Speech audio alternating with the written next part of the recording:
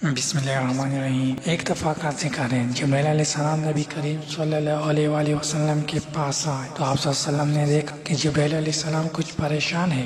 آپ نے فرمایا جبرائیل کیا معاملہ ہے کہ میں آپ کو غمزدہ دیکھ رہا ہوں؟ جبرائیل نے عرض کی اے اللہ کے محبوب، کل میں اللہ پاک کے حکم سے جہنم کا نظارہ کر کے آیا ہوں، اس کو دیکھنے سے مجھ پہ غم کے آثار نمودار ہوئے ہیں۔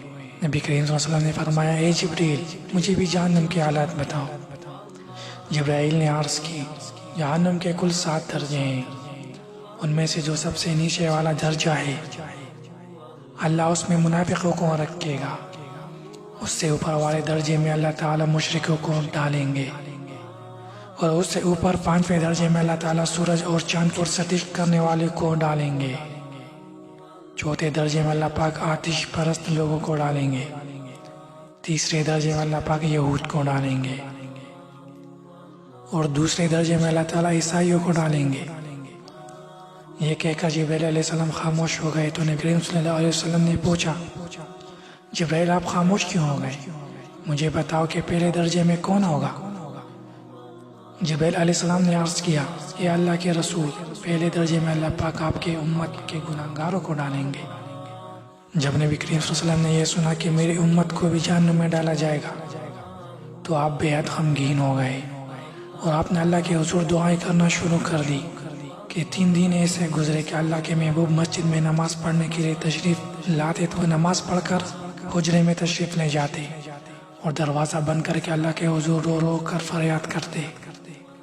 صحابہ کرام حیران تھے کہ نبی کریم صلی اللہ علیہ وسلم پہ یہ کیسی کیفیت طاری ہوئی ہے، مسجد سے حجرے جاتے ہیں، گھر بھی تشریف لے کر نہیں جا رہے۔ جب تیسرا دن ہوا تو سیدنا ابو بکر سے رہا نہیں گیا، وہ دروازے پہ آ کے دستک دی اور سلام کیا، لیکن سلام کا جواب نہیں آیا۔ آپ روتے ہوئے سیدنا عمر کے پاس آئے اور فرمایا کہ اے عمر، میں نے سلام کیا لیکن سلام کا جواب نہ پایا، لہٰذا آپ جائیں، آپ کو ہو سکتا ہے سلام کا جواب مل جائے۔ جب آپ گئے تو آپ نے 3 بار سلام کیا لیکن جواب نہ آیا۔ حضرت عمر نے سلمان فارسی کو بھیجا لیکن پھر بھی سلام کا جواب نہ آیا۔ حضرت سلمان فارسی نے واقعہ کا تذکرہ علی رضی اللہ تعالیٰ عنہ سے کیا۔ انہوں نے سوچا کہ جب اتنے عظیم شخصیت کو سلام کا جواب نہ ملا تو مجھے بھی خود نہیں جانا چاہیے، بلکہ مجھے ان کی نوری نظر بیٹی حضرت فاطمہ رضی اللہ تعالیٰ عنہ اندر بھیجنی چاہیے۔ لہٰذا آپ نے حضرت فاطمہ رضی اللہ تعالیٰ عنہ کو سب احوال بتا دیا۔ آپ حجرے کے دروازے پہ آئی، ابا جان السلام علیکم۔ بیٹی کی آواز سن کر محبوب کائنات اٹھے، دروازہ کھولا اور سلام کا جواب دیا۔ ابا جان آپ پر کیا کیفیت ہے کہ 3 دن سے آپ یہاں تشریف فرمائے ہیں؟ نبی کریم صلی اللہ علیہ وسلم نے فرمایا کہ جبریل نے مجھے آگاہ کیا ہے کہ میرے امت بھی جہنم میں جائے گی۔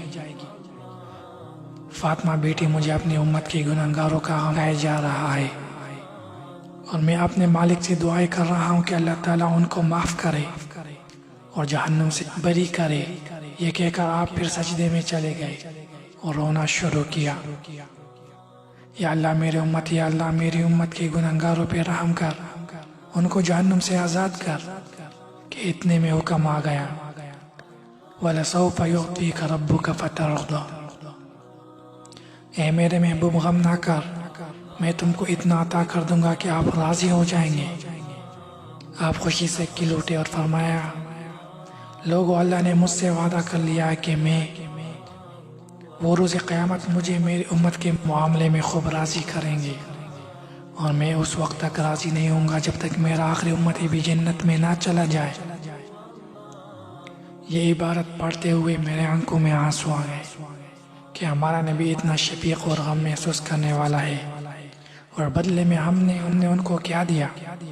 تو اس لیے دوستو، ہمیں چاہیے کہ آپ سے محبت کا ثبوت دیتے ہوئے ہم آپ کے بتائے ہوئے راستے پر چل پڑیں، اور کم از کم روزانہ 5 وقت نمازی بن جائے، تاکہ اس وقت جب آپ صلی اللہ علیہ وسلم ہماری شفاعت کریں گے، اس وقت آپ صلی اللہ علیہ وسلم ہم پر فخر کرے گی اور فخر سے کہہ اٹھے کہ یہ واقعی میرا امتی ہے جس نے میرا راستہ اپنایا رکھا۔ تو دوستو، اس دعا کے ساتھ آپ لوگوں سے اجازت لیتا ہوں کہ اللہ تعالیٰ ہم سب کو آپ صلی اللہ علیہ وسلم کے بتائے ہوئے راستے پر لے چلے۔ اگر ویڈیو پسند آئے ہو تو دوستوں کے ساتھ ضرور شیئر کریں اور اس ویڈیو کو لائک کریں، اور مزید اسلامی واقعات کے لیے ہمارے اس چینل کو سبسکرائب کریں۔ ویڈیو دیکھنے کا بہت شکریہ۔